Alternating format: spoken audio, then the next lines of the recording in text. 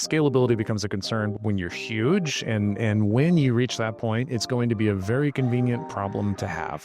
So buckle up, get to your first 1,000 users, 100,000 users, then we can start talking about real scalability. I don't think we've ever done a rewrite specifically for the purpose of scalability. I don't think that has ever once come up. But we've done rewrites for the purpose of unmaintainability, where this code base is no longer working, but straight up scalability has never come up in my career that I can recall. Welcome to SaaS That App, building B2B Web Applications, the podcast where we share real-world stories, practical advice, and tech insights for those building or thinking about starting a tech-enabled business. I'm your co-host, Aaron Marchbanks. And I'm Justin Edwards. Each week we bring you the stories, strategies, and insights you need to build your SaaS or tech-enabled business smarter, not harder. Let's dive right in.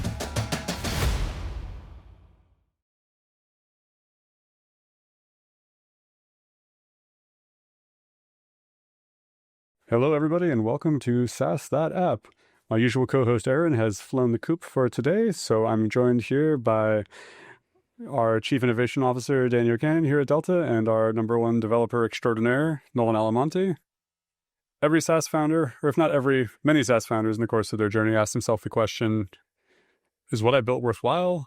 Is it a steaming pile of garbage? Should I kill it with fire and rewrite it? There's a lot of things to consider in the decision to make to rewrite your software. There's a lot of things to consider, and the answer is often not straightforward. So to unpack that, I brought on my favorite two folks, and we're going to have an interesting discussion today where we cover rewrites and why to do them, and maybe even tell some stories about rewrites we've done that went well, and maybe some that didn't. So Daniel, Nolan, welcome to the pod. Hey, how's it going? Always good to be here. Yeah, absolutely. So I guess from your experience, what are some things that you guys consider when advising a client to do a rewrite? Yeah, I mean, challenge. Developers have a tendency of coming into a project and always wanting to rewrite it. No developer likes other developers' code. We all think everybody else's code stinks, and our code don't stink, so to speak. I think in a lot of cases, it's actually not the right call from a business perspective. But it really depends. I think, some of the things I consider is like, A, how bad is the code base? Like, is this a disaster? 2, how much additional feature development are you doing? Are we just in a maintenance phase, or are you planning to build something massive and brand new? Because if you're going to build something massive and brand new, you probably want a really good foundation upon which to build it. And then third is like, are you doing any kind of a major pivot? Is there something where you're kind of completely changing direction with things? Maybe you started building this thing as a direct mail service app, and now it's going to be a phone call app. And it's like, okay, well, you're doing something completely different. So now a rewrite makes sense because it's not even the same thing that you want. You shouldn't try to make a whatever square block fitting around peg. Is that the expression? Square peg fitting around hole. There we go. So I think those are kind of the three things that I would consider. Do you have anything to add to that, Nolan, or cases you've seen where the rewrite was the right thing to bite off? Yeah, I mean, I think Daniel's statement that like a developer kind of generally wants to start from scratch is probably true. And like that is usually my instinct, and I usually have to like make a concerted effort to kind of check that and not do that. It's a lot easier for us generally to kind of think about problem solving with a clean slate rather than like try to account for all the garbage that came before us. But yeah, I think the business case for a rewrite is like pretty unique. And I think there are a lot of requirements that need to be met before you actually even kind of go down that path of consideration. It seems like we do often have clients who kind of have a V1 of an app. That V1 was like kind of completed and then left unchanged for a couple of years. But in that time, the business has continued to grow and maybe even evolve. And at a certain point, that V1 of the application just becomes kind of stale and doesn't really meet their needs anymore. We've done a lot of rewrites specifically for those business users, and that usually winds up being very successful because we can kind of factor in all of the lessons learned for V1 while still like adding on all these new enhancements and features, and we wind up with an application that both serves like the old business use cases as well as all the new ones. Yeah, absolutely. I think that's my favorite time to do a rewrite is when there's an existing application that's working okay, but there's either a big pivot going on or we want to change the fundamental technology for some reason to enable some new business thing. Like a good example would be adding a mobile app where we have a kind of a bespoke web application that was never set up with API functionality in mind, and adding one on is going to be a huge lift. We can take the existing app, which is good and does what it needs to do, it's great as a developer because you have these beautiful use cases of exactly how everything is supposed to work. So it really cuts down on communication time at the client. And then you can kind of create a new application that meets the old application, migrate the data over, and then also this new thing that caused you to bite off the rewrite. So we've had a couple clients in that vein. I think another case I've seen where rewrite does make sense, and all of this is with the statement that rewriting is usually not the right call. It's the exception. The fact that your code is clunky and people don't like working with it is inconvenient, and it doesn't make you feel great as a developer. But there's not a business case to clean up your code most of the time. But another case where it can make sense is if you have something that hasn't been maintained and it's so dated now that the work you're going to have to do to bring that up to speed and get it rehosted. And I'm thinking about updating off of something like VB, or you have an application that's been doing its job for 20 years and no one's ever touched it. It's like, well, yeah, we can bring that up to speed before you get kicked off your hosting, but the amount of work to do that is going to be very similar to a rewrite. So let's take this as a fresh beginning, and we can install new technologies. We can kind of bring the thing up to date in something that's a little bit more modern. And it's a similar amount of work to what you'd be paying to maintain the existing system. I have had a couple clients in that vein in my career, not too many. I think I can think of, one notable one.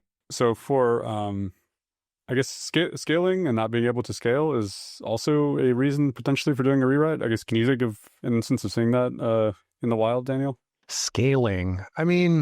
Yeah, so that's something we always tell to startups when they come and work with us, especially small early stage startups. Oftentimes they're very concerned about scalability, and we need to build this in Scala. It's got scalable right in the name. Examples like that. And usually what we tell them is you're too small to worry about scalability. Scalability becomes a concern when you're huge, and when you reach that point, it's going to be a very convenient problem to have. So buckle up, get to your first, 1,000 users, 100,000 users, then we can start talking about real scalability.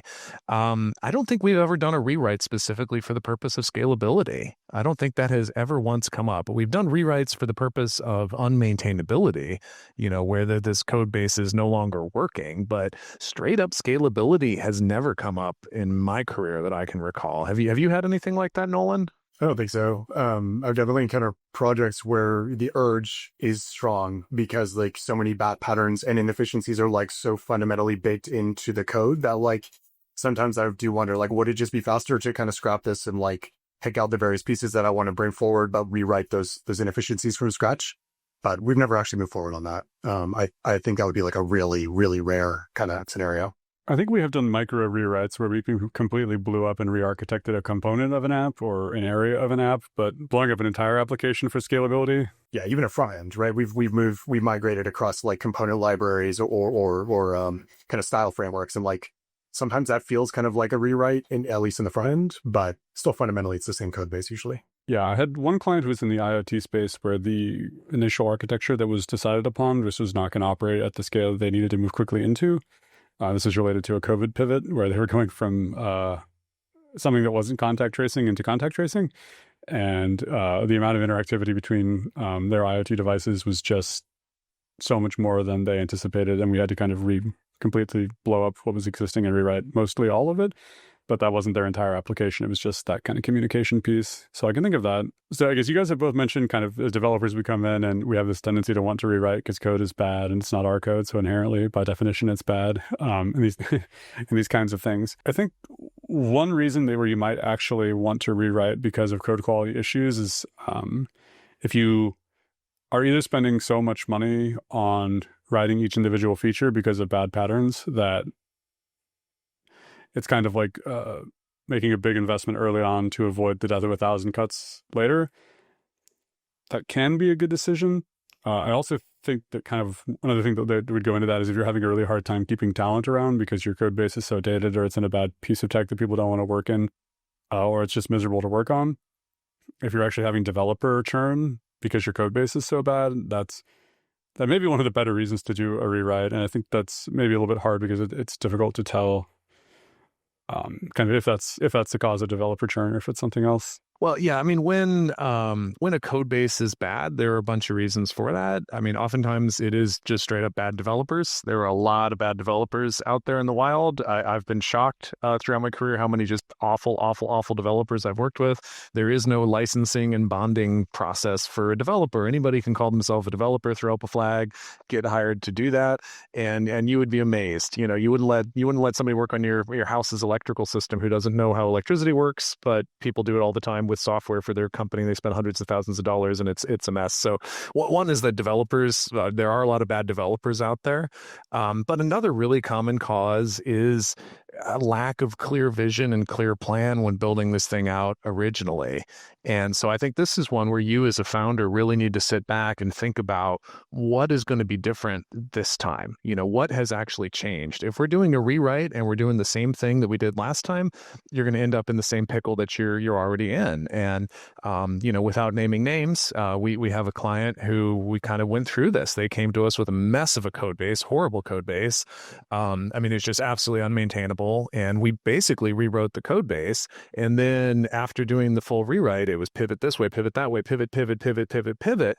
And it becomes a tangled mess, you know, and it's really hard to stay on top of, especially if you're not going to allocate the budget to do the maintenance, to clean up the technical debt, you know, which is what we call kind of problems that you create while programming. It's a very normal thing where you call this technical debt. We're going to put it off for the future, but you have to allocate budget to actually deal with that. And so we have a project right now that we did this full rewrite on, and it's now kind of turned into a tangled mess. I mean, I still think it's maintainable. I wouldn't rewrite it, but they're now off working with a different team, and they're rewriting it, and they're going in a totally different direction. Like their company has completely shifted, and they're doing something else. And it's, you know, it's unfortunate when you see that happen. But you know, I think you do have to look at yourself as a founder and say, am I the problem, or is it my developer who's the problem? Because I'd say it's almost like a 50-50 thing. Sometimes it really is just a lack of vision.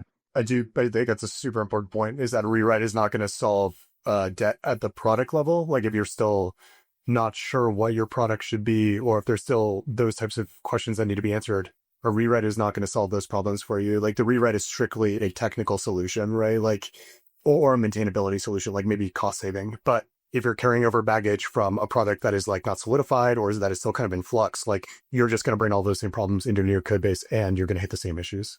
100%. And I mean, I think you need to decide, have you found product market fit, you know, because that's not something that a rewrite's going to solve. If people don't want to buy, I mean, you'd be amazed. People will buy awful products that are technically terrible, but you know, they'll show up and pay for it. And so if you see that, if you have people paying to use your product, well, maybe it actually is a software problem and you need to rewrite the software. But if nobody's showing up to buy it, if you don't have people knocking down your door being like, we want to use this thing, but it doesn't work right, you probably need to reevaluate the product case. Do you have a product market fit problem? The most successful rewrites we've had were projects where the client knew exactly what they needed. There was no ambiguity about what the output should be. And we built exactly what they asked us for initially. And there was very little kind of scope creep or pivot within that process. And those rewrites always wind up being great. I think that's one of kind of the subcases of when rewriting is great. So maybe you were still finding product market fit with a product and using a development team to do it, which is probably good to avoid, but maybe you didn't avoid it. And so now you've had one code base that's been 5 different things as you've gone through a series of pivots and really tried to kind of get your business figured out. That code base is probably not going to be very nice to work in, because you can't start off with a company that's supposed to do one thing and then pivot 6 times and have it doing something else. If you've gone through a series of pivots like that and you've had a piece of software while you did it, you're more likely to be a good candidate for a rewrite, because your developers had to make, they had to bubblegum and paperclip the software to do like 10 different things. It wasn't designed, and all that kind of cruff got dragged along with it. I think if you've arrived at a point where you have product market fit and you're not floundering anymore, wait a while. Assess if your business case is still changing. And if it's not, that's a great time to say, like, this is the new product that we need, and let's go ahead and clean up all this mess that I created trying to get to this point at this time, now that we're kind of not floundering any longer. I also think it's really important to consider, when you're doing that rewrite, what the mission is at the outset. Like, are you going to replace it with exactly what you have, but better, or is this like a vision shift? Are you doing something new with it? Because I've had this a lot of times where you embark on the rewrite, and the gold standard is the application that exists, and we're going to basically create a new application that's exactly the same as the old one, does all the same things, it just does it better. Because that's a very different kind of rewrite than the whole we're going to redesign it and reimagine it. And when you get confused about that in the middle of the project, it creates all sorts of problems. Is this the gold standard or is this not the gold standard? Are we going in a different direction? And if we're going in a different direction, what is that direction? Yeah, I think maybe that speaks to like, if you're rewriting, you should rewrite with a purpose. You shouldn't just rewrite because it sounds like an initiative to have for this quarter or for this year. We're rewriting our code base because we can't scale it correctly, or we're rewriting our code base because we're going to get kicked off of our hosting and it's going to be more expensive to update our code base than re-implement it in something more modern. Or we're rewriting because we can't keep a developer on staff because our code base is so miserable. Those are all great reasons to embark upon a rewrite if you're going to, but rewriting for rewriting's sake is maybe a great thing to do if you have many staff developers that are bored, but they'll be happy with it, but it may not make a lot of sense for your business. Another important thing to consider is that, especially when kind of moving a project across teams, is that even though a code base may be extremely like gross and kind of ugly to deal with as a new developer, sometimes those like really gross edges carry like hard-won lessons about the business logic. And that like, even though I want to rewrite that and start that from scratch, there might actually be a really good reason that it is so ugly and kind of gross to work with. And by rewriting it with a new team, you lose all that historical knowledge and they may just make the same decisions that the previous team made. And you might wind up kind of in a similar situation. Oh, I think that is a great point. And, we have a couple of these systems that have extremely complicated business logic. And oftentimes that business logic is not really documented. The documentation for it is the code. It is this gross, gnarly, awful query that somebody wrote that you look at as a developer and you're like, blow that up. Let's write it again. But the reality is you don't actually understand what the query is doing. And there are definitely parts of some code bases that are just, we just leave them in their sacrosanct little hovel and we don't touch them because when you touch them, bad things happen. Like that. There are code bases that are like that. Yeah, we have a very messy piece of code that we maintain that relates to monthly billing for a subscription service. And every single month, that thing charges 6 figures worth of credit cards. I don't touch that code. It's not the prettiest code base on the world. We try to maintain it and stuff. But that's, like you were saying, Daniel, that's kind of like holy grail. It's like, this is doing $100,000 a month in credit card transactions. The code is a mess. And we're just going to let it mellow until something breaks and we have to fix it. But I'm not proactively trying to maintain that because I don't want to break something that's been working for many years in the name of code quality. They don't have a business reason. The client doesn't have a business reason to change that. So just leave it alone. I'd say that is another huge reason to reconsider a rewrite and don't do a rewrite. If you have a piece of software that's generating a lot of revenue and it's got a lot of users, it's going to be really hard to do the rewrite. The rewrites are very easy if nobody's using the damn thing. That's really easy. It's like, great, blow it up, start again, we'll rebuild it. But when you're in that situation where you need to transition people from the old software to the new software, especially when they're processing hundreds of thousands of dollars of credit card transactions every month, this becomes a huge headache that has to be planned for very carefully. And oftentimes in those cases, even though it's very unsatisfying, the right answer is to go in and try to plug the holes in the dam and get the thing working, as opposed to trying to blow it up and replace it. As a technical side here, we're going to get a little bit nerdy for just a minute. Daniel and Nolan and I were all involved in a rewrite where there were a lot of users and it was in a elevated security compliance situation. And we also made the determination that a rewrite was 100% necessary for reasons of scalability, reasons of maintainability, and a fundamental problem with how the initial implementation was done. So for a bunch of reasons, we needed to kind of from that establishing a new foundation to launch a lot of new features was also a component. We actually built a transitional API. There's also a mobile app in play that we were not rewriting at the same time. We built a transitional API, which literally just sat between the mobile app and the existing application and passed requests back and forth. Then we stood up a new piece of software, which was the new rebuild, the rewrite. Then little by little, we started cleaving functionality out of the old system into the new system and then updating that transition API to send requests to the new system instead of the old system. It was extremely messy and it added a ton of expense to the client, but they got to keep their system online, earning money and working the whole time, and they never went down, including their mobile app, same users, same mobile app, same experience. So it was the right thing to do, but just to Daniel's point that it added a ton of expense to their rewrite project. Cool. So, guys, on the more positive front, or to be a little bit more like proactive, like what are some tips you would give to founders to help them avoid being in a position where they're considering a rewrite? Yeah, I mean, I think the point that like the rewrite is strictly a technical solution to technical problems, like keeping that kind of in the forefront of your mind is super important as a an entrepreneur or somebody who's building a product. The rewrite is not going to solve fundamental problems about the software that you want to build, and it's not going to like correct decisions that you've made bad decisions on in the past. So like approaching every problem as if rewriting is going to solve it is not the right move. Totally agreed. I think a rewrite should never be your plan A. You should never go out and build software with the plan that we're going to rewrite this in 5 years. That said, you also don't want to dramatically overbuild it. So there's kind of a pros and cons. I think generally the strategy to avoid a rewrite is to keep track of your technical debt. And if you're not doing that, if you're working with a developer, ask your developer, what's the technical debt? What's hanging out there? What are the nasty things that you're doing? Because we all do nasty stuff in the furtherance of making things happen. We create this technical debt, which are things that need to be refactored in the future, queries that we know are going to be slow, but they work now with this data. But once actual users are in there, it's probably going to run really slow. A lot of things get deferred to the future, like pagination. So when you have a table, when you're working with test data, you've got 10 things in the table, and it runs really quick, and it doesn't take very long. And so you might make a note, hey, we're going to need to paginate this at some point, because once you get up to 100,000 things in that table, now the table just doesn't even load. So you paginate it, meaning you break it up into small little chunks so people can go through page by page by page. These are things that will need to be done at some point. So keep track of those as you're building it out. Keep it in a spreadsheet, keep it in Jira, keep it somewhere, and allocate time in every single sprint to be like, hey, let's tackle a little bit of technical debt as we go. And it's not going to feel super fun at the time. You're like, why am I allocating 10 hours a week to go and solve things, fix things that are already working? In fact, I'm probably going to break things in the process of fixing this technical debt. So it's going to feel very counterproductive at the time. But what doesn't happen is if you don't stay on top of this technical debt, it accumulates,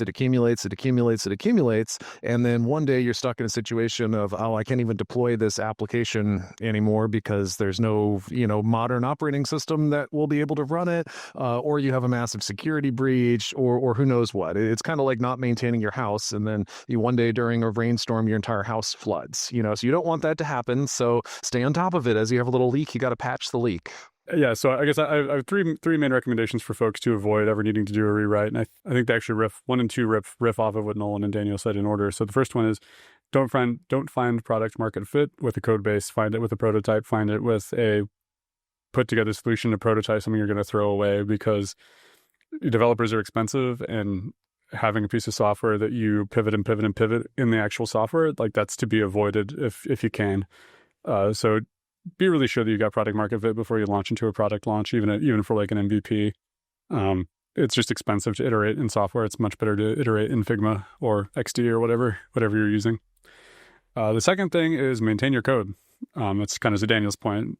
You can't stop spending on your software. You can go down to a maintenance budget. You can cut the amount of money that you're spending, but you do have to continue to put money behind maintaining and developing your software, even if that's just running updates to keep the lights on.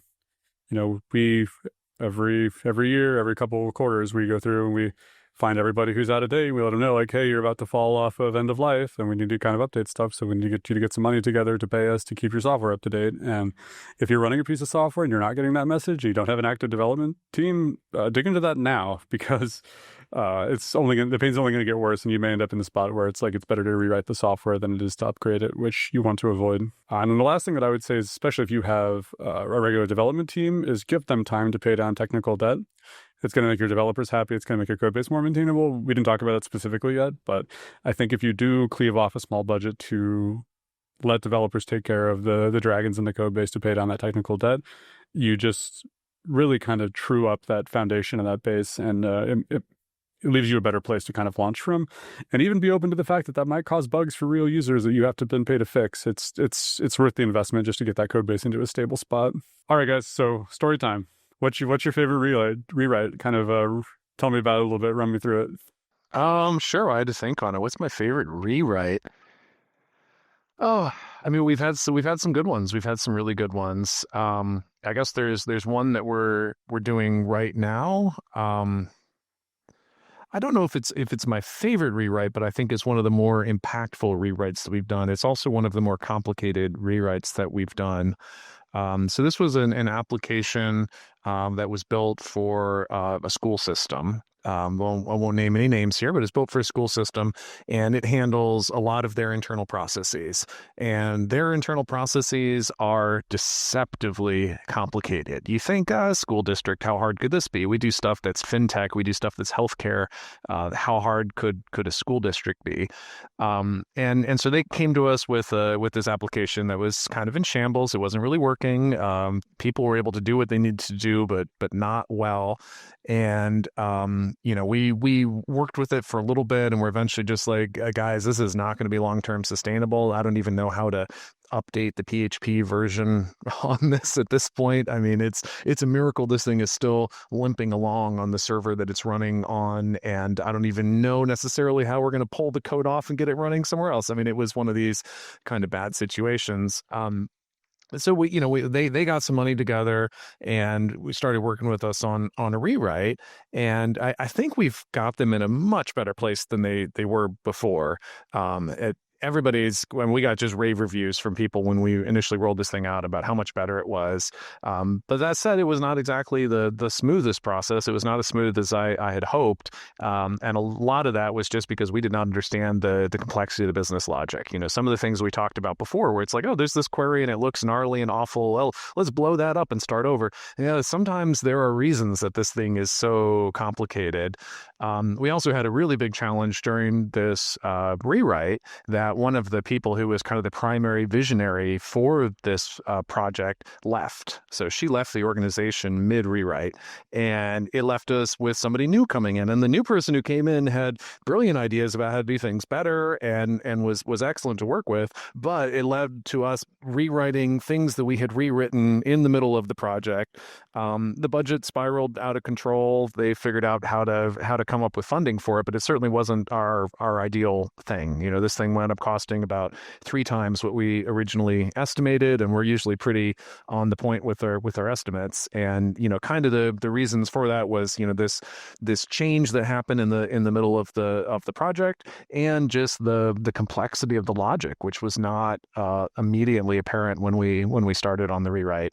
It's been a journey. I think we've got them in a really good place. I think the rewrite was absolutely the right decision. I think they're very happy with it, but it was not a smooth and seamless process by any means. And especially when you're dealing with a large organization, especially a large organization of people who are not particularly technically inclined, it can be very challenging to roll out something new and be like, hey, you're going to have to use this new system. And then you get support emails like, hey, my 4-letter password is no longer working. Like, yeah, we actually require you to have a 7-character password now. This is like very, very, very minimum requirements. Cool. How about you, Nolan? What's your favorite rewrite you've worked on? My favorites are always the one where that's the successful ones, obviously. And I think the most successful one we've had was a company that is in the kind of meal service and like catering industry.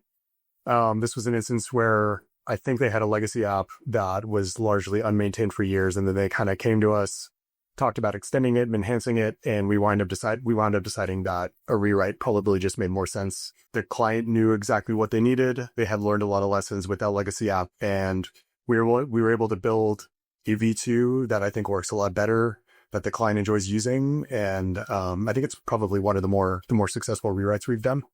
And I chalk that up mostly to just the client understanding what they needed up front, and really having a clear vision of what the application should be. Yeah, the person we had an opportunity to work with on that project was very, very good. And he was a new member to the organization between the original build-out happened that was being hosted with us. I came into the project when basically they were trying to get off of our hosting and figure out how to transfer data and get things out of our ecosystem into theirs. And I stepped in and I said, yeah, absolutely, we can help you with that. Here's the steps, 1, 2, 3, 4, 5. Here's the process. Here's how we do it. And that person was just like, would you guys like to rewrite this for us? Because we're going to work with somebody else to rewrite it. And I said, well, I'll certainly take a bid at it. We know how the system works. We already have the data, so that'll make those parts simpler. But that person was new to their team when when we started working with him, and he just had a lot of clarity about what that product was supposed to do and what it was supposed to be, including seeing very far into the future for things that have actually come to fruition subsequently. This is from years back. That person saw where this was going and was like, we need to be able to support this in the future. We need to be able to support this in the future. And they just added a brand new line of business, and they would not have been able to do that in the old system. The new system is built in such a way that bolting this new line of business onto the existing application in a way that was like seamless and made sense was relatively easy, which is mostly a testament to Nolan's architecture, but also to that gentleman's vision and in terms of where his company was going. Trying to think of other rewrites that have interesting stories. We did do a rewrite for a person who had a business with a full product, and it didn't have any users, and it wasn't very successful. And they wanted to fundamentally reimagine how their product worked and how people engaged with it, and also to add a mobile app to it. And it didn't make sense to bolt a mobile app or API onto their existing code base. So we took the opportunity to kind of lift and shift out of something older and then build something that had an API from the start, so we could work with mobile apps. And the web version of it ended up being just an admin interface, and the whole kind of way the users engage with the app is via mobile apps. So I think I gave that kind of example earlier, but it didn't make sense to try to bolt an API out of this legacy system. We just wanted to pull the data over and reorganize and bolt an API onto it at that point. So that was actually an example of a rewrite that I loved, because it was a total reimagining. And, it was like, A, we got to replace something that was bad, that was poorly implemented.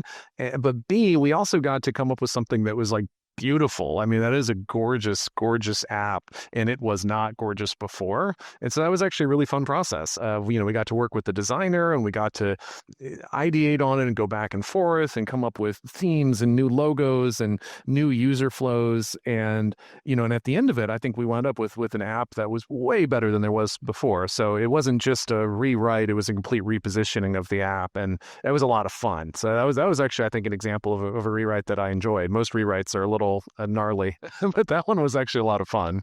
Oh, I love rewriting. I think it's a lot of fun because you get to kind of fix all the mistakes that were made and take all of your learnings and kind of roll it all up into like one new shiny product and say like, after everything we've been through, we have this. And I really appreciate that. To your point, Daniel, I think that may be our most beautiful mobile app we've ever worked on in terms of just visually. It's a very attractive app, and the user experience on it is pretty decent. At some point, they have to collect a lot of data, so that it's hard to make that engaging and fun. But it's a beautiful app, and it works really well. So yeah, that was a fun one to work on also. Awesome. Well, I think that we've kind of covered a bunch of reasons to rewrite or things to think about when you're considering one. Talked about some steps to avoid being in the position where you need to do a rewrite. Told a couple of war stories from the trenches. Do you guys have anything else to add before we sign off for the day? No, I guess I'll just reiterate, I don't think a rewrite is usually the right answer. And if you come to me and I tell you that you need to rewrite it, it's bad. You need to rewrite it. It's usually in pretty bad shape. I think the big things to consider when you're doing a rewrite, are like, how bad is this application? Is it really that bad? How painful is this rewrite going to be? And really press your developer for honest, truthful answers, because developers are going to want to rewrite. And so you need to, really get down to brass tacks of what is going to be involved, not only in the reimplementation and the rewrite, but in the rollout. What kinds of processes are going to be involved to migrate our existing users, migrate our data, migrate our payment systems, all of that kind of stuff could wind up being way more costly and time consuming than the rewrite itself. So get clarity on that from the get-go, and have a good vision through the rewrite. Have a good reason why you're rewriting, and stick to that vision and come back to it. When you're 6 months into the rewrite, don't all of a sudden change your mind. Go back to like, what was our game plan? Why are we doing this? Let's stay the course. Yeah, I think it's super solid. Like, fundamentally understand why you are rewriting and be certain that that is the correct solution. Your users don't see the code, right? So they don't care what it's written in. So like, you really need to be certain that the rewrite is the right choice if you're going to go down that path. Yeah, I think that fundamentally, like, if a rewrite is the right call, it's going to be showing up on your bottom line in some way. If your app is going to be turned off, that's going to hit your revenues. If you can't keep a developer on staff, that's going to hit your revenues at some point. If you can't scale, that's going to be a problem for growing your revenues. So I guess maybe that's a little bit of a dry business stick way of looking at it. But at some point, like, biting off a rewrite is a large, expensive endeavor. And you need to have a solid business reason for even considering it. So if that's you and you are considering a rewrite, they're my favorite projects. So please give us a call. We're really good at it. I hate it, so call them. I like dealing with the messy grungy. Awesome. Well, that's been rewriting when to do it, when not to do it. It's been another great week and fun time on SaaS That App. Thank you, Daniel and Nolan, for joining us, and we will catch you guys next week in the next episode. Cheers. Thanks for cruising along with us on SaaS That App. We hope you grabbed some insights that were inspiring, actionable, or at least entertaining. If you enjoyed the show, don't forget to subscribe and leave a review. Until next time, keep building, keep growing, and keep those apps sassy.